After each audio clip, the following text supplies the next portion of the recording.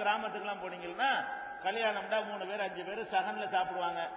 அந்த மாதிரி தப்லீக்ல என்ன செய்வாங்க, 5 பேர் 3 பேர் சேர்ந்து ஒன்னா சாப்பிடுவாங்க. இது சுன்னத்தான்னு கேட்டா இதுவும் சுன்னத்துன்னு சொல்ல இயலாது.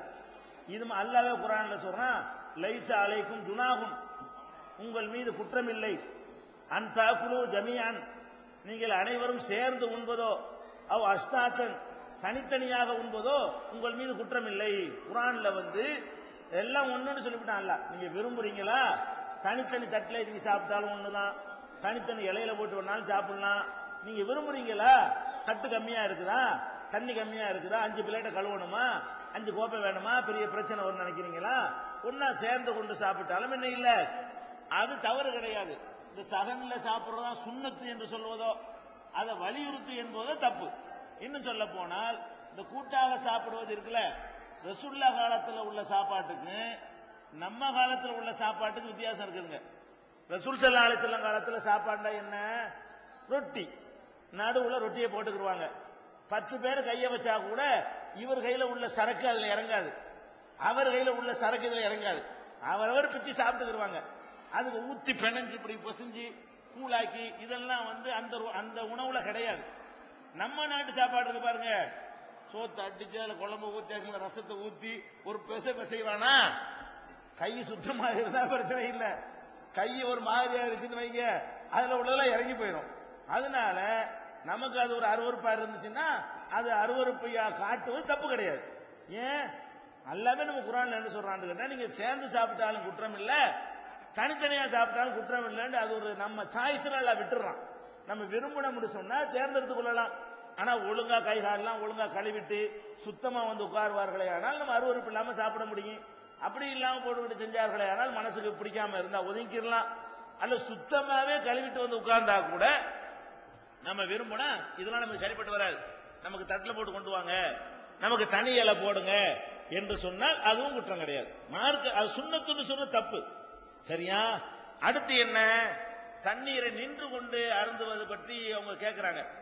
தண்ணீரை நின்று கொண்டு அருந்துவதை தடை செய்து நிறைய ஹதீஸ் இருக்கிறது. ஒரு ஹதீஸ் பலவீனமானது எதுன்னு கேட்டா, நின்று தண்ணீரை அருந்திட்டால் வாந்தி எடுத்துருங்கன்னு ஒரு ஹதீஸ் இருக்கு, அதான் பலவீனமானது.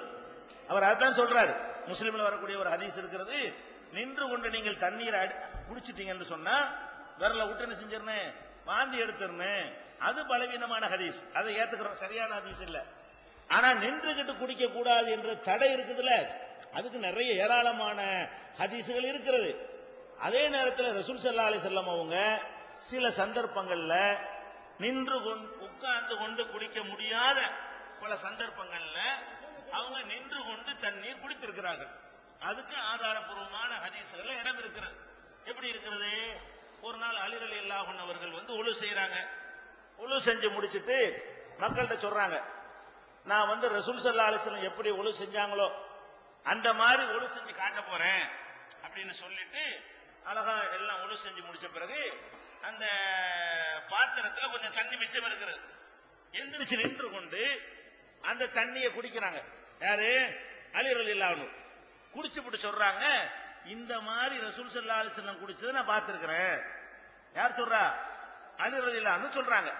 அப்ப நபி ஸல்லல்லாஹு அலைஹி வஸல்லம் அவங்க நின்று கொண்டு தண்ணீர் அருந்துவதை தடுத்தும் இருக்கிறாங்க, குடிச்சியும் இருக்கிறாங்க. அப்படின்னா நம்ம எப்படி அதை புரிஞ்சுக்கிறது, இயன்ற வரைக்கும் உட்கார்ந்து குடிக்க முயற்சி பண்ணுங்க. உட்கார்ந்து ஒரு டீ கடைக்கு போறோம், உட்கார்ந்து குடிக்க வசதி இருக்காது, பஸ் ஸ்டாண்ட்ல போய் நின்றுகிட்டு சின்ன கடையா இருக்கும், சேர் கூட போட்டிருக்க மாட்டான், டீ குடிக்கணும் போல இருக்கு, வேற வழி இல்ல, அழகா என்ன செய்யலாம், அதை நம்ம நின்று கொண்டு குடித்துக் கொள்ளலாம். அதே மாதிரி சில உணவு ஸ்டாலுக்கு போறோம், அவன் பஃபே சிஸ்டம் தான் போட்டிருப்பான், பஃபே சிஸ்டத்துல ஒண்ணுமே எல்லாம் நின்று சாப்பிட்டு இருப்பாங்க. அது மாதிரியான ஒரு அமைப்பு இருந்தால் அதை பெரிய குற்றமானா வசதி இல்லாட்டி பிரச்சனை இல்லை. முடிஞ்ச அளவுக்கு உட்கார்ந்து சாப்பிட உட்கார்ந்து குடிக்க முயற்சி பண்ணுங்க. அதுக்குரிய சூழ்நிலை இல்லையா பட்னியா கிடக்க தேவையில்லை, அதுக்குரிய சூழ்நிலை இல்லையா தாகமா இருக்க வேண்டிய அவசியம் இல்லை. உட்கார்ந்து கொடுக்கறதுக்கு சுத்தமான இடமா இல்ல, வெள்ளை வெள்ளையாருந்து ட்ரெஸ் போட்டு வந்திருக்கணும், அந்த சேர் போட்டுருக்கோம் கண்ணங்கரேன்னு பாண்டலா இருக்குது, அதுல உட்கார்ந்தா கண்ணங்க அடுப்பு கறி மாதிரி போயிடும், அதுல உட்கார முடியுமா? அது மாதிரியான ஏதோ ஒரு ப்ராப்ளங்கள் உங்களுக்கு இருக்குமே, ஆனால் நின்று கொண்டு குடித்தாலும் தப்பு இல்லை. ஆனா அது சிறந்தது கிடையாது. உட்கார்ந்து கொண்டுதான் நீங்கள் குடிக்க முயற்சி பண்ண வேண்டும். உட்கார்ந்து கொண்டுதான் சாப்பிட முயற்சி பண்ண வேண்டும். அதற்கான வாய்ப்பு இல்லாம ஒருத்தர் நின்று கொண்டு குடித்தாரையானால் அது குற்றம். நான் பேசிக்கிட்டு இருக்கிறேன், அதெல்லாம் கிடையாதுமா. டைனிங் டேபிள்ல உட்கார்ந்து நீங்க சாப்பிடலாம். அதுக்கெல்லாம் மார்க்கத்துல வந்துங்க எதையாவது கூடாதுன்னு சொல்றதா இருந்தா நானும் நீங்களும் சொல்லக்கூடாது, அல்லாஹ் சொல்லணும், அல்லாஹ்வுடைய ரசூல் சொல்லணும். ரசூல்ல எதை கூடாதுன்னு இருக்கிறாங்க, சாஞ்சிக்கிட்டு சாப்பிடாதீங்க, அதுதான் நமக்கு வந்து தடுக்கப்பட்டிருக்கிறது. சாஞ்சிக்கிட்டு ஒரு மாதிரியா அந்த மாதிரி சாப்பிடக்கூடாது, திமுறா அழகா உட்கார்ந்து அதபா உட்கார்ந்து சாப்பிடுற, சேர்ல உட்கார்ந்து சாப்பிடுறதுக்கெல்லாம் மார்க்கத்துல எந்த ஒரு தடையும். டைனிங் டேபிள்ல சாப்பிடலாம், தரையில சாப்பிடலாம், சமணம் போட்டு சாப்பிடலாம், மண்டிட்டு சாப்பிடலாம். நமக்கு எப்படி எல்லாம் விரும்புறதோ அந்த மாதிரி எல்லாம் நமக்கு வசதி போல என்ன செஞ்சுக்கலாம், சாப்பிட்டுக்கலாம். உட்கார்றதுக்கு இதுதான் ஒரு சுண்ணத்தான முறை அப்படின்னு மார்க்கத்துல கிடையாது. அது சொல்லவும் முடியாது. ஏன்னு கேட்டா ஒவ்வொருத்தருடைய உதாரணமா வந்து கைலி கட்டுறாங்கன்னு வைங்க, அவங்களுக்கு சம்மணம் போட்டு உட்கார முடியும், பேண்ட் போட்டவனுக்கு உட்கார முடியாது. பேண்ட் போட்டு உட்கார சொன்னா திங்கவே முடியாது. வயிற்ற பிடிச்ச ஒரு பக்கம் இருக்கும், தொட்டையை பிடிச்ச ஒரு பக்கம் இருக்கு. அப்ப அவன் அணிகிற ட்ரெஸ்ஸை பொறுத்தெல்லாம் மாறும். அதுக்காக வேண்டி மார்க்கத்தில் அப்படி வந்து இந்த முறையில தான் உட்காரணும் என்று தொழுகைக்கு முறை இருக்கே தவிர திங்கிறதுக்கு முறை இல்லை. சரியா? Token number 3.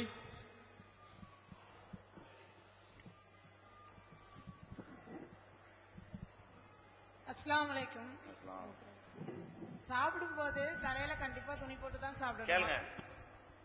இதுல வந்து குர்ஆன் ஹதீஸ் சொல்லில ஆதாரம் எதுவும் இருக்கா? வந்து சொல்லுங்க.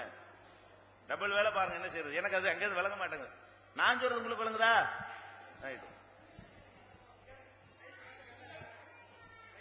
சாப்பிடும் போது தலையில துணி போட்டு தான் சாப்பிடணுமா? சாப்பிடும் போது தலையை மறைக்கிறதா? சரி, சாப்பிடும் பொழுது பெண்கள் தலையை மறைத்துத்தான் சாப்பிட வேண்டுமா அப்படின்னு கேட்கிறாங்க. சாப்பிடும் பொழுது ஆண்களோ பெண்களோ தலையை சாப்பிடுறதுக்காக மறைக்க வேண்டும் என்று சட்டம் இல்லை. ஆனால் நம்ம இருக்கிற அந்த சபையில அந்நிய ஆண்கள் இருப்பார்களே, ஆனால் அதுக்காக வேண்டி மறைக்கணும். அந்நிய ஆண்கள் சாப்பிட்டாலும் சரி, நீங்க சாப்பிடாம இருந்தாலும் சரி, மறைத்தல் என்பது சோத்துக்காக வேண்டி கிடையாது. அந்நிய ஆண்கள் இருப்பார்களே, ஆனால் முகம் கைகளை தவிர மற்ற உறுப்புகளை மறைத்திருக்க வேண்டும். பெண்களாவே நீங்க இருக்கிறீங்க, ஒரு கல்யாண சபையில ஆம்பளை பொம்பளை எல்லாத்தையும் சாப்பாட வைக்கிறாங்க, அப்ப மறைச்சுதான் ஆகணும். அது சாப்பாட்டுக்காக மறைக்கிறது இல்ல. சாப்பிடறதுக்கு முந்தையும் மறைச்சிருக்கணும், சாப்பிட்ட பிந்தியும் மறைச்சிருக்கணும். அந்நிய ஆண்கள் இருப்பார்களே, ஆனால் அவர்கள் மத்தியில தலை மறைத்திருக்க வேண்டும் என்றுதான் சட்டம் இருக்கே தவிர, சாப்பிடுவதற்காக பெண்கள் மாத்திரம் நீங்க வீட்டுல இருக்கிறீங்க, அந்நிய ஆண்கள் இல்ல, அல்ல புருஷன் பொண்டாட்டி மாத்திரம் இருக்கிறீங்க, அப்ப தலையில ஒண்ணும் இல்லாம சாப்பிட்டா குற்றமா? அது குற்றம் கிடையாது. தலையில போடணும் என்பது வந்து அது தொழுகைக்காக போட வேண்டும் என்று இருக்கிறது. தொழுகைக்காக வேண்டி முகம் கையை தவிர மற்ற உறுப்புகளை மறைக்கணும் இருக்கிறது. சாப்பாட்டுக்கு அந்த மாதிரி மறைக்க வேண்டும் என்று எந்த விதமான ரூலும் எந்த விதமான சட்டமும் மார்க்கத்தில் கிடையாது. நீங்க விரும்பினா தலையை மறைக்காமலும் சாப்பிடலாம். ஆனா பாத்துக்கணும், அந்நிய ஆண்கள் இருக்கிறாங்களா, நம்ம வந்து மறைக்க வேண்டிய கட்டாயத்தில் இருக்கிறோமா அது பாருங்க. இல்ல நம்ம நம்ம அக்கா தங்கச்சி தானே இருக்கிறாங்க, அண்ணன் தம்பி தானே இருக்கிறாங்க, அது புருஷன் தானே இருக்கிறாரு, பாப்பா தானே இருக்கிறாங்க, அது மாதிரியான ஒரு இடமாக இருக்குமே, ஆனால் நீங்கள் வந்து அதை தலையை மறைக்கணும் என்ற ஒரு சட்டம் உங்களுக்கு வராது. Question number 4.